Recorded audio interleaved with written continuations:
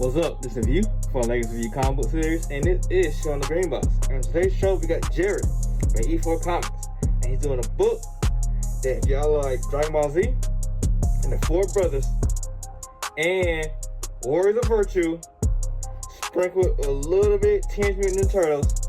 Y'all like his book, Elements. Check him out. Check his interview out, man. He talks about dope stuff, man. The New Yorker, man. Y'all all can get with that all the way, man. And you like his interview, you like my show. Just like, subscribe, comment, all that good stuff. And you know what? Specks, go ahead and start it up. Alright, welcome back to the hood. This is Chillin the Green Box with Specks, Thompson, and the View. And today on the show, we got a new guest. We got Jerry from E4 Comics with us. What's going on, man? What's up? How you doing, man? Thank you for having me on the show, man. Appreciate it. Yeah, no problem. For people who don't know who you are or what you do, give them a little brief introduction about yourself. My name is Jerry. I am the writer and creator of The Elements, and I am the owner of E4 Comics. Basically, we created The Elements, me and three other guys, wrote a story about four brothers who have the abilities of the elements. We currently have a Kickstarter that's running, started July 10th. We got 19 days left. Goal is $2,500. We're currently at 2087, I think from the last time I checked. So we're not too far from the goal. We currently have 3 issues out. This is the 4th issue that is out on Kickstarter that I'm very happy to put out and get into people's hands. Okay, that's cool. We're getting more into that later on. I think briefly, looking at your Kickstarter, you're based out in New York, right? Yes. I was born and raised in Brooklyn. I'm currently residing in Long Island. All right, so just from my other guests, I'm pretty sure you're not aware of the green electrical boxes we have down here in the South, in the neighborhoods. But it's like these little green boxes that, electrical boxes. I guess up for y'all, they be up on the poles. We have them on the ground. And growing up, or people still have them do it nowadays. Being grown, you should chill at them, hang out around them, do stuff like do flips off them or whatever. I base my show around that concept, just chilling on that green box. Hence the name of the show. Because I've been on a lot of podcasts. People get on there for 2 hours and then blab about their Kickstarter, and nobody ever knows anything about them or why to support them. So I developed my show so they know more about the creator and give a reason why I support them, not only on this Kickstarter, on future ones as well. Oh, definitely. That's why we appreciate people like you guys, man. You guys help us get the word out there, man. You guys are a blessing to the team. I appreciate it. And with that being said, I got 4 different segments based around that same concept. And my first one is called Breaking It Down. So I can use some icebreaker questions to break your brain down so people know more about you. Okay, cool. My first question. You could be one superhero for one day. Who would you be? I would have to say, for one day, it probably might be Superman. Superman? Yeah. Why And you I pick say Superman? because Superman is definitely one of my top 3 favorite superheroes of all time, but I only say Superman because he basically has a piece of almost like all the important abilities, Yeah. So I wouldn't want to say the Flash because all I have is speed. But with Superman, you got speed, you got strength, you got frost breath, you got laser vision, you got, invulnerability. Like, you have everything for one day. So that's why I would pick Superman. Okay. See, I was thinking. I think of Superman. I think he'd be busy because he nonstop. He was flying here, there. He going to stop the tsunami over here, tornado over here, robber over here. Like, dude, like you can do everything. So fly, run, super. Like, there's nothing that basically that he possibly can't do. He has fire. He has ice. He can create winds with his speed. Like, he has the ability to control almost anything. So instead of just picking one person, like let's say the Flash, or let's say someone with just super strength, I think Superman is the best choice for a one day kick. You can try out all those abilities. Okay. All right, I get you. You play video games? Yes, I do. With the college game being out now, what's the best sports game you ever played? It would have to be between NBA 2K or WWE. Those have to WWE. be WWE. I ha- I haven't played a wrestling game since SmackDown versus Raw. That's a uh, wild. yeah. So like, everybody say like it's fun now. It's online play and the customization is great, but that's how long it's been. You know, uh, only thing trigger my interest is the AEW game. You know, they got the battle Mhm. royale when everybody's wrestling like I guess like Fortnite Yep. style. I hmm think that's pretty wild. But I think that's part of the reason why it's one of the best is because growing up, we've had the memory of a bunch of us sitting together playing wrestling, and that's always like one of the greatest memories I have. So mhm. if it's either been the three games that we've always sat down and played together was always like wrestling, NBA 2K, or even Smash Brothers. We go to war in Smash Brothers, but come to like sports, it would always be between NBA 2K or it would be between WWE. Or Dang, yeah. you ain't had no Madden friends. I got a friend of mine that I play Madden with, but I only play with him because within Oh, my okay. circle, he's like the only person that I know that plays it, and he goes hard. So Hmm. when only play when I'm around him. Okay. Yeah, I mean, I had Madden friends, and see, I think most of my friends play NBA Live, but I don't know. Like 2K was like later. Well, when Live went away, people played more 2K. Like, hmm I remember playing 2K when it first came out with Iverson on the cover. But hmm like after that, I remember like uh everybody playing NBA Live a lot. Like 2K, That's right. 2K, 2K didn't pop up again for me until like it was like ESPN basketball. Oh, wow. Yeah. You're right. I do remember that. Yeah, I mean, I go as far as back as playing NBA Jam. So, you know. yeah. I play. I play. NBA jams too. What's the one I had? Hang Time. Remember that one? Mm-hmm. Yeah. These classics. Yeah. Um, um, would you rather talk like Yoda or breathe like Darth Vader? Definitely talk like Yoda.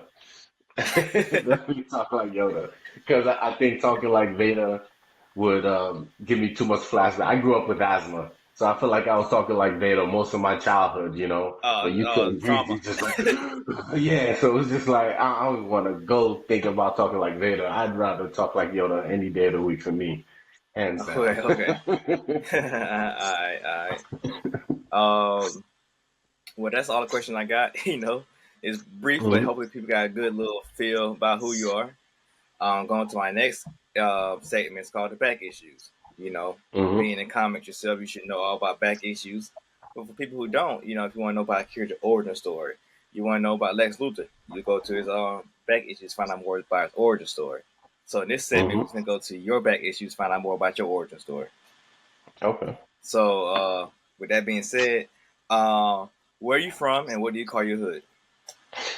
I am from Brooklyn, Flatbush is what we call the area. I grew up on Ocean and Newkirk and Flatbush. Uh, Basically, I've been in Brooklyn all my life. Like, I recently just moved out to Long Island like 6 years ago. So all my upbringing has been in Brooklyn. Everything I know is kind of like in Brooklyn. So, um, with me and my three closest friends growing up in Brooklyn, we kind of like got into like the whole cartoon anime and everything like that. And we've been together ever since, keeping ourselves out of trouble, watching each other's backs and everything because, Flatbush growing during my time growing up was not the obviously best place to be, especially with gangs and drugs and everything running Is that around. is that is that what Joel's Santana talk about? Like Flatbush sounds so familiar. I don't know. Some Well, rapper if talking you about Flat. Flatbush ranges all the way across Brooklyn from, Barclay Center all the way to like the beach. So Oh, okay. yeah, so it kind of goes all the way through, but like around, I guess you could say like from Church Ave down to like Avenue L, it was like, the real hood areas and everything where we used to hang out and chill, but it was nothing too much for us to handle, I want to say, especially when we had each other's back. So it Okay, was okay. cool. All right. Growing up in that area, I'm pretty sure you're a music lover. So, um, what artist or song or genre got you into music? Um, Originally, obviously, it was like rap and R&B was like the first things I started listening to and everything. And, I got definitely now settled down with more like an R&B kind of rhythm. Like definitely listen to like Usher. There's actually a British singer that I listen to. His name is Craig David. And I Okay. found him. He actually had a few tracks that was released in New York a few years back. But ever since then, like him, Usher were the two R&B people that I grew up listening to. And then, I definitely enjoyed Logic, Common, and Lupe Fiasco. You know, those are like always been my like top three. I've listened to 50 Cent, G Unit, and everything. Obviously Nas, Jay Z, and everything. Um, but something about especially like Lupe Fiasco, like the way he raps, like I always need a story behind what you're saying to really Okay. draw me in. Like you have to be presenting me. Like there's only so much, yeah, drugs, guns, da da this and that you can listen to. Like when you bringing like a story like to the game, it's just like, oh wow, this makes a lot of sense. Oh wow, I can vibe with this, da da this and that and stuff. So that's what I look more at when it comes to like rapping or singing or anything like that. Did you listen to Charles Hamilton when he was popular? I did not. Oh man, you know of him, all right? I heard the name before. I've never had Oh, the okay. chance to listen to him. Oh, okay. So, Yeah, I was on him real heavy my senior year in high school. I don't know why I don't know why I was on him hard. And then like his mainstream songs, I didn't even care for. Like he had a mainstream song called Brooklyn Girls. I didn't really care for, it, but it's all his underground stuff. Then the fact that he was like beefing with Soldier Boy, mm. so I'm like, man, this New York guy's beefing with Soldier Boy, man, and they make two different music. It was crazy. Yeah, that Um, is interesting for you to be beefing with someone like that. Like that's yeah, damn. because at times Soldier Boy was hot. That was like I just his hype. I don't know what song he probably had another. He's probably on his second album or something. It's hot, and this Mhm. guy just get signed to Def Jam, Interscope. He just got signed to Interscope, and he was coming at Soldier Boy. I was like, man, that's wild. That's Yeah, interesting. yeah. Um, Uh-uh. Going back to comics, what comic book or comic related TV show got you in the comic books? Um, well, I grew up watching like X-Men. I grew up reading Batman, Superman, Justice League. Uh, One of my favorite comics is called Amalgam. Basically, it's like a fusion of both DC and Marvel superheroes. So, like, you'll have Batman fused with Wolverine called the Dark Claw, and then you have Superman and Captain America fused and you call him like Super Soldier or something like that. And Yeah. I definitely enjoyed reading those books, but like the most books that I've read growing up was definitely Batman and the X-Men growing up. If you're interested, the amalgamation book is coming. It's coming out this next month. This is like soon. Like it's Mm, in like one of the preview books. So mm. they bring in 2 volumes of both of those out. They was I can't wait. they bringing the one that you spoke about when the universe collided and they got mixed together, and Yep. they bringing all the crossover stories. Like I guess like I don't know when Spider Man met Superman, stuff like that. Like Hmm. them stories. Yeah. That's Teen gonna be Titans and the great. X Men. That's the one I remember. Teen Titans and the X Men. They met each Really? other. Yeah. I did not see that It one. was a yeah, it was a old X Men. You know when they had the yellow and blue outfits on. So when Mm. they that young and they meet I think it's Robin, Wonder Girl, Speedy Days. I think it's them Teen Titans. Mm. If I'm wrong, it might be the Starfire Raven days, but I'm pretty sure it's the Speedy Wonder Girl ones. Okay. Yeah, Mm. it's that old. Yeah, yeah. Yeah, I remember Um, there was a fusion with Jubilee and Robin. And everything. I was like, oh, this must be very interesting. It's like, yeah, so I mean, it's like, I always said to myself, like, Dark Cloud Batman is like, Batman's a freaking genius. There's a reason he doesn't have any powers. And you're gonna fuse him with someone like Wolverine, who's like indestructible, healing, and is a beast. And it's just like, this dude must be one of the most unstoppable combinations ever, you know, with Batman's see, intellect I and, was in jeez. I was interested in the Spider Boy one when Superboy and Spider Man went together. Mm. I thought that combination got me because I was like Superboy. I never thought. Then you find out it wasn't in Peter Parker; it was Ben Riley who was fused into Superboy. So 2 clones Mm. fused together. Yeah. Wow. Um. So you saying you found your 3 friends. You grew up with, y'all stuck at each other. I mean, stuck with each other and whatever. Pretty sure. You hung around them because y'all had similar, tastes in comics and whatnot. So I'm pretty sure y'all found out y'all was nerds pretty early, right? Yeah, like basically, so when it started off with the basic comic superheroes and everything, I think what initially like launched like our creative minds was when we first got into anime. Anime was Okay. kind of like the big spark for us because it was just like one day I was just like up early before school and it was like 5:30 in the morning and I was like curious to know what's on TV at this time. I remember turning on the TV and it was the first time that I've ever saw Dragon Ball Z. And I remember Okay. watching it and I was like, what the hell is this? This is not like the regular cartoons that I'm used to watching growing up. Like this is different. I didn't know what it was, and I just remember when I met up with my boys, I was like, "Yo, guys, y'all need to wake up like 5 o'clock in the morning tomorrow. Y'all need to go to channel 11, and y'all need to watch this show. Like it's called Dragon Ball Z, and it's nothing like we've ever seen before."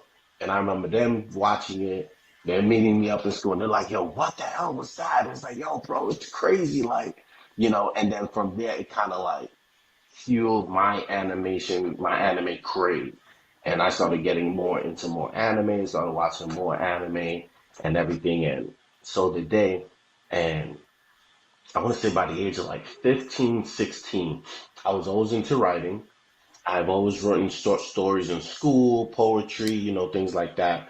And I was just like, you know what? We should like write a story about us, about like four brothers or whatever. And, we all like different elements. We should try and include elements into it, and try to create something from that. And, I was slowly writing the story, slowly putting the story together over years, changing this, changing that, us sitting down, talking about the story and everything. And at first it was just like a story we're putting together. We didn't really think much would come from it, because the biggest issue that we had was that none of us were real artists.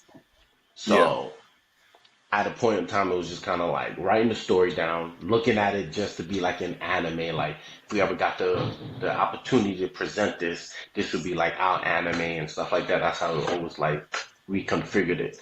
And I want to say back in 2014, one of our other friends was like, "Hey, he does some artwork. He can help bring some of the characters to life." And I want to say that was probably like the spark.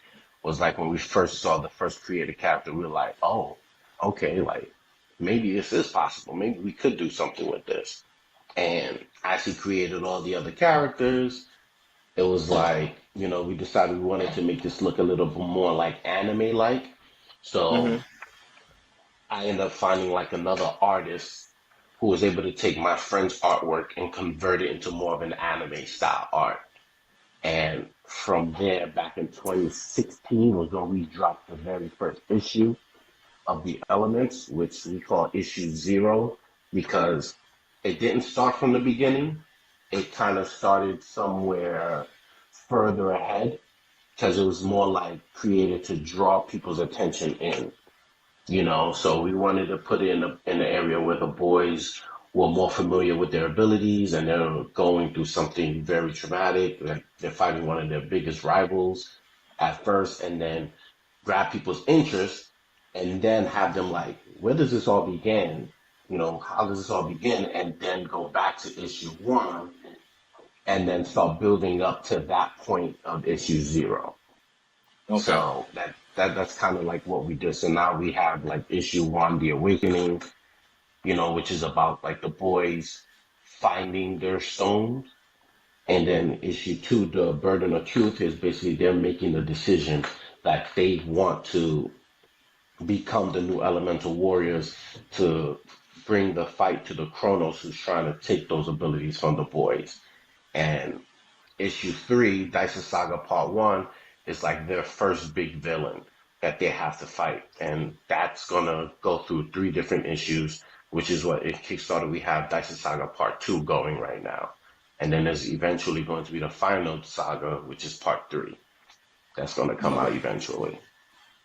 So I know you said 2014 you found someone who does artwork, but when did y'all hmm start actually writing the story? So, like I said, we've been writing this story since we were 15. It's just been evolving since we were 15. But we've always written it down. So that's why eventually when we decided that we were going to make a comic book, it was like we've already had a storyline for so many issues ready to Mm-hmm. go. So it was now because I've written it in a way for it to be an anime, it was now breaking the story down into comic book issues that I had to start doing. So, like, but we've been working on it since it was 15. I mean, it's still not fully completed. Like, we know how the story ends, but there's still so much story to tell in between, and we're still building on that. So how was it working with three other people? Well, two other people, three other people? Um, Basically, I'm the workhorse of the group. So everyone, we get together, everyone tells me their ideas, what they want to see in the story, like their favorite things of seeing, like in different cartoons, different animes, how we can incorporate that within our story. And then it's my job to incorporate everyone's idea within the story. So they're basically like the idea, all four of us together were like the idea horses of it. But I'm the one that really don't do the writing. I work with the editor, I work with the artist, I control like the Instagram page and everything. So that's basically how it is. I have my editor that I work with, my artist. I have a friend of mine that, like I was explaining to you before, that kind of helps me with my scheduling because, when I'm not doing this, I'm a paramedic for New York Oh City. man. Yeah. So that's why the other day when we were supposed to do the interview, I had to cancel because I got held at work. Okay. So my life is hectic outside of creating the comic. So this, he helps me kind of keep things in order. And unfortunately, sometimes things like this happen, mistakes happen and everything. But, you know, that's basically how it is. I would obviously enjoy for them to also be more involved, like, have their Instagram and, start building their following, even if it's about their individual character, that would be fine. Like, that's something that I would like to start working with them to have done since I've been doing the Instagram for so long. I can help them start like a sky page, a shock page, a hydro page, a pyro, whatever it is, so that's what I'm looking forward to do in the future. Okay, okay. Um, so each friend has their own element, right? hmm So when they come to you with ideas, are they giving you ideas just for their character or the whole story in general? Um, it is the whole story in general, but they will say like, you know, I want my character to, you know, to go through something like this. Like I want them to go through a loss. They lost a friend or someone they care about, or I want them to, have a moment where they seem like they're the strongest, like they're coming out on top, things like that. But we put the story, their main idea is for the entire story. They just throw in a little here and there that, yeah, I would like to see my character do this from time to time or do that from time to time. So, Okay. Ironically, I just got done interviewing Chris Zoloff. He did a cover for you. Uh, yes, uh, it's Chris Saloff. yeah.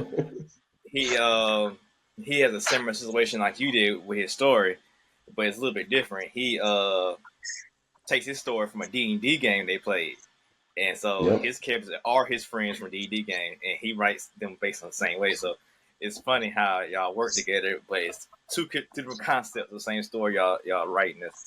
I find that pretty funny that it worked out that way. Oh, Um, yeah. so how do y'all pick the elements y'all wanted? Um, I guess it was just more like personality kind of thing. I've always enjoyed fire. That's why if you ask me my two favorite characters, number one will be the Human Torch in Marvel. He's always been my favorite. And then my second is Gambit, but my first has always been the Human Torch. I've always enjoyed fire. Anybody with a fire element, I was always drawn to that character. Um, and then we kind of based it off kind of like personalities, like my friend Corey, he's shot, and that's because he was the fastest out of all of us. He Mm-hmm. was also the show off and everything, and he always felt that he was the best and everything, blah blah blah blah. So it was just like perfect that he was electricity. You know, my friend Hassan, we made him hydro because he always enjoyed like the element water. He's always seemed to be the wise one out of all of us. You know, whenever we have an issue, we kind of went to him and asked him for his advice. So it just made sense that he would be, Hydro. And then my other friend, Matthew, he was Sky because, you know, most people would see Pyro and think that, oh, he's the hothead, he's the destructive one. And it's like, most people forget how destructive Wind is. And I feel like his Yeah. personality kind of shows that because when he gets angry, he's destructive. And it's like, Wow. yo, it's just perfect. Like, he's the clown, he's the funny one and everything. But at the same time, it's kind of like when he gets pissed, like he goes off, you know. So I just thought it was just perfect for him. Okay, okay. That's cool. That's cool. Um, so you doing a kids are for the fourth issue right now, and you said a fifth one's coming out. So, hmm well, first question: how many pages is each issue? Each page is 34 pages and up. Okay, Like I don't make any comics less than 34 pages. This one that's coming out, Dicey Saga Part 2, is actually 37 pages. okay. I'm just being said. So I know you've been writing it for years. So after issue five, is the story gonna keep going, or is issue five the end? Oh no, it's gonna keep going. As long as I can get funding for it, it's gonna be going for a while. Especially now that we have a spin-off. So basically like this character that I'm wearing that I have now, his name is Clement. In the Elements story, Clenneth is a hooded alien that comes down and helps the brothers understand their newfound abilities. So I have a spin-off book called The Elements Clenneth Story, which is basically Clenneth, this character, before he becomes that hooded man that people are more familiar to in the elements. And it basically goes down his story path and explains to how he looks from this to eventually looking like the hooded man that people see in the elements.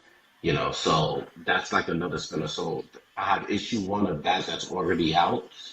After Dice Saga Part 2, we're going to be jumping into creating issue 2 of that and then going back to creating that Dice Saga Part 3. So this is something that I would like to keep having going for a long time because there's a lot of story to tell. I can't even explain or tell you how many issues I think it might be because it might be a while because this story still has to run at least until it goes back to issue 0.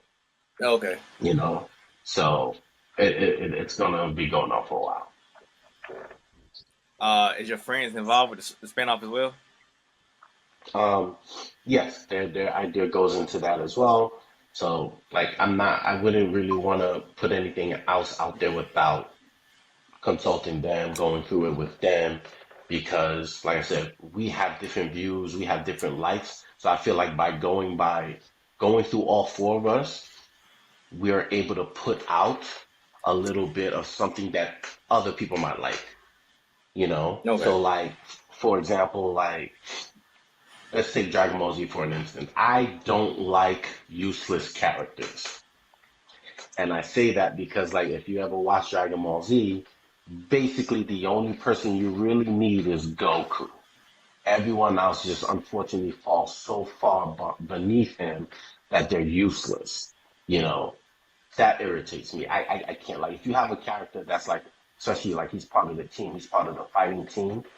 It bothers me to see someone becomes useless like that. You have someone else in the group that I don't like leaders, which is why there's 4 characters. So most people are actors. Okay, out of the 4 brothers, who's the leader?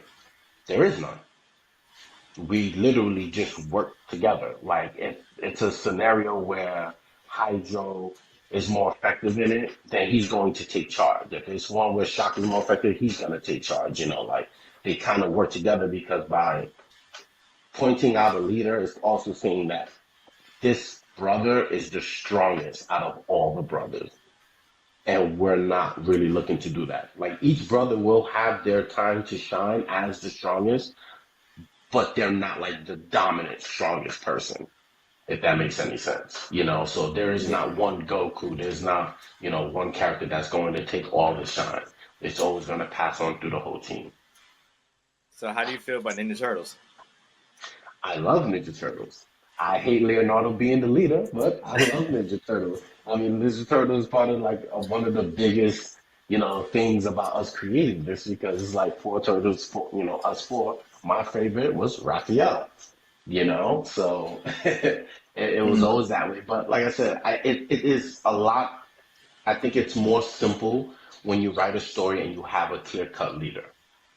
When you don't, it adds, it's more difficult, but it kind of opens the door to anything being possible. Yeah, I think they got away with it because Leonardo wasn't a bona fide leader. He was incompetent until like later on. So Mm-hmm. I think that's Like what you have made to it learn to good. be a leader. Yeah. Yeah, So he was yeah, like he was just a leader because how siblings were. He's the oldest, so you gotta bring yeah. everybody in. So, but Johnny was definitely smarter than him. Raphael was definitely smarter than him. Mikey had a better personality than him. Everybody had their own better thing, and he just had to like listen to Splinter and like, ugh, okay, everybody. hmm I don't know if you watched. Did you watch the recent movie? The Ninja Turtles? Yeah. Yeah, of course. So that movie really was funny because they was doing something, and it was like, "Hey, maybe we should go back." And it was like they gave him like some kind of weird nickname to make fun of him, and ran off and did something else instead. He couldn't control his brothers. Yeah. Exactly. So you have, especially someone as hot-headed as Raphael, that's always gonna want to do what he wants to do. Like he's going to obviously be the real challenge. Like you're gonna have to earn his respect.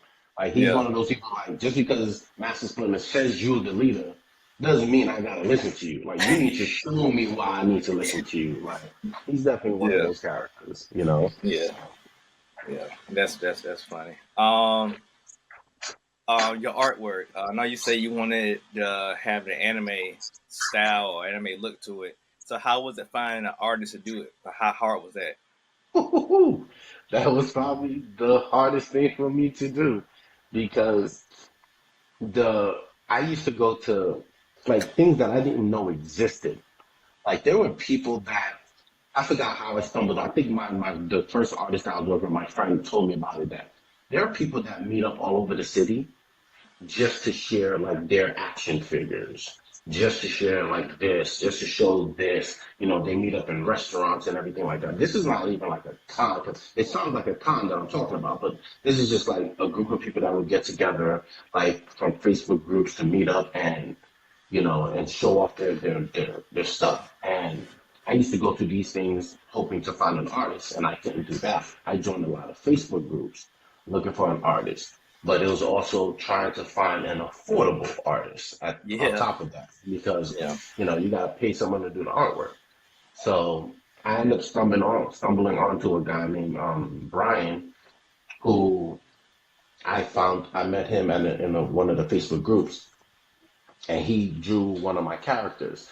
And once he drew the character, I was like, oh, this is it. Like, this is so far like the best one I've seen so far. Like, and he was the creator Hmm. of issue zero for me, you know? Okay. So I guess you could say one of my biggest regrets is once we released issue zero, we didn't release it on Kickstarter.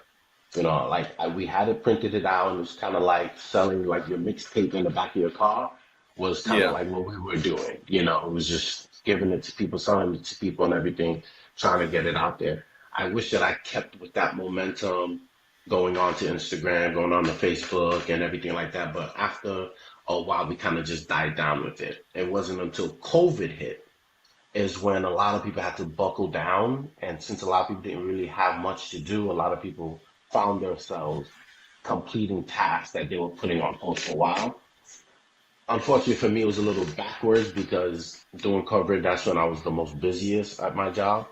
But because of everything we was experiencing, writing kept my mind like it was like my peace.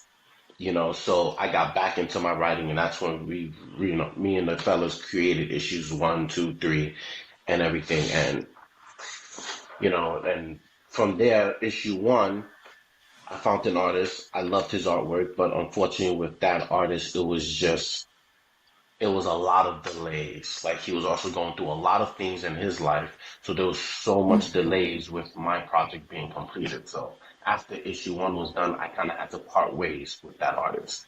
And then I found a different artist, and she took over the artwork. So if you get issues one, you'll see issue one is different from issues two and three because Uh-huh. she took over, and she's been amazing ever since. She's been very reliable. She put in the hard work and everything. So, once we found her, everything has just been, moving according to plan.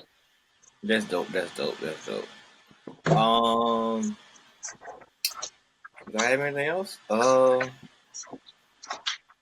How's the reception? You say you was giving the book out, and you of course you issue four, so people buying and supporting you. So how's the hmm reception of your story and your book to the people?